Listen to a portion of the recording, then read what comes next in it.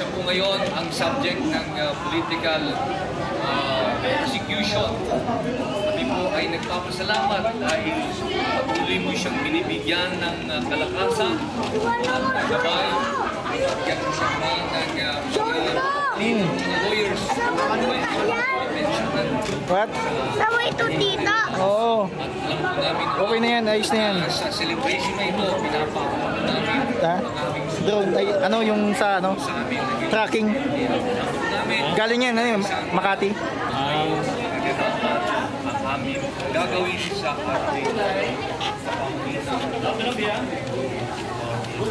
Bless po ninyo ang bawat kayo sa amin, magumalo, mga volunteers naman na sila po ay alay ng kanilang oras, mga resources upang nangyari po event na ito, magkanugin sa mga nagsali na sila po ay isimpatya. Hindi lamang po para kay Duterte, kundi para sa aming bansang Pilipinas.